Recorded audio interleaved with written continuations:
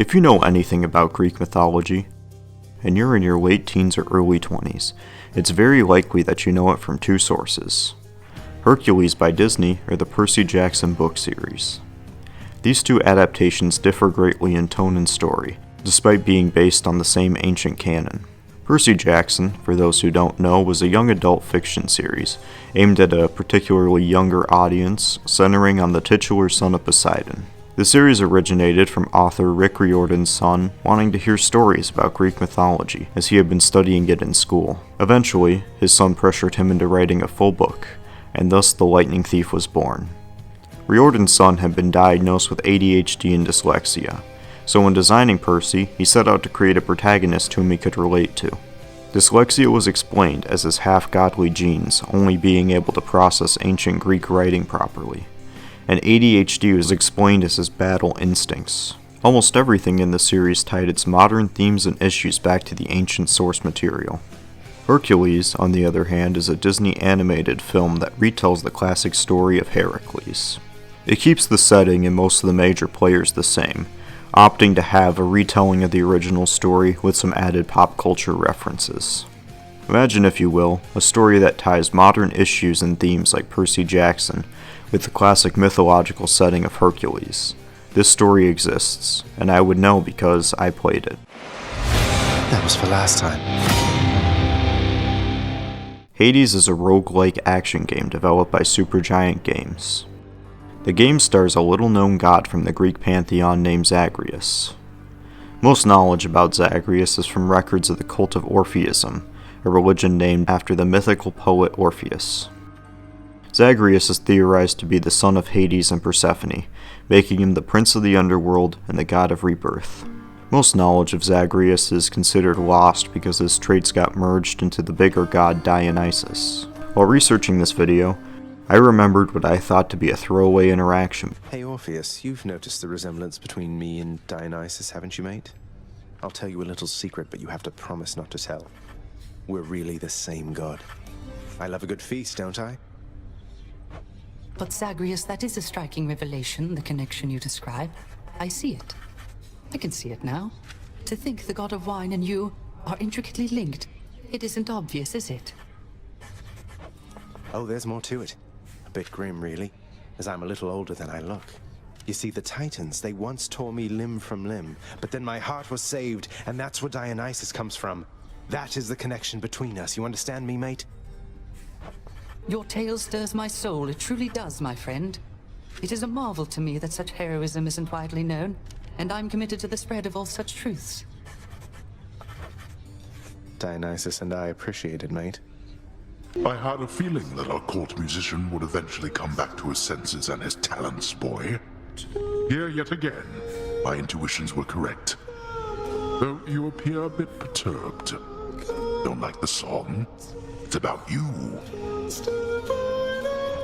It says I'm really the bastard son of Zeus, but also indelibly connected to the god of wine, and how your parents tore me to pieces, giving rise to mortals, but that I'm always going to be stuck here. You fill Orpheus's mind with nonsense, he produces nonsense. Nonsense, I presume, shall spread from this place far and wide, so everyone might know that I have nothing to do with you. I'm not worried. Orpheus plays for a very small audience. I hope. Imagine my shock when I found out this stupid joke was actually an incredibly niche and well-researched reference to ancient history. Zagreus is the god of rebirth, which lends itself well to the genre of his game. Roguelike games are where every time you start the game, you start at the very beginning, and you have to make it all the way to the very end in a single run. The items you pick up and the rooms you enter are all randomized, giving every run its own unique challenges and rewards. Each time you die, you are sent back to the very beginning of the game.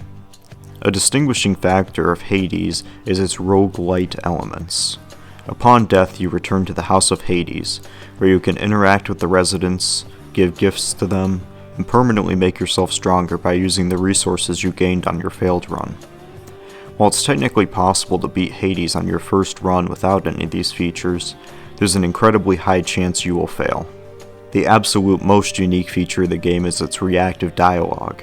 I must admit, I'm accustomed to rejection, love. But you must be accustomed to swift death.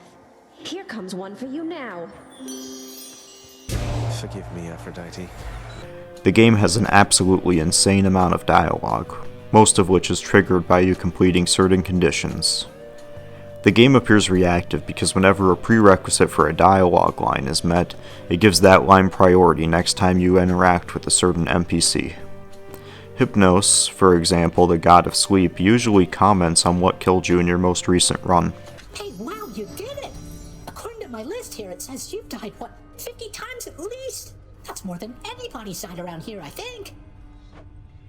I'm sure you can catch up. Hades uses these assets, its roguelike gameplay and reactive dialogue, to tell an incredibly relatable and personal story of the hell that is living with your parents. Earlier I talked about how Percy Jackson was targeted at a young audience to help them deal with common issues they faced. Hades serves a similar function but targeted at younger millennials and older Zoomers who are experiencing the highest rates of living with their parents since the Great Depression. Zagreus simply wants to leave his dad's house, an insignificant desire that through gameplay and a very well done story is turned into a Herculean struggle. The ultimate force keeping him back is his father, Hades himself. Hades is a very compelling antagonist. He wants to keep Zagreus in the underworld, and for the longest time we just assumed that he's doing it out of some grudge towards Olympus, or his own son. Every time you die, he's one of the first characters you see, and he always says something snarky about how there's no escape. It kinda feels like when I go to grab breakfast before class, and my dad is sitting at the kitchen table, and I want to get out of the kitchen as fast as possible, but then he starts asking questions about how my job search is going, and I tell him it's fine, and then he tells me I have to apply myself more, and about how he sees help wanted signs everywhere, but nobody will hire me because I have no work experience. Sorry, that was off topic.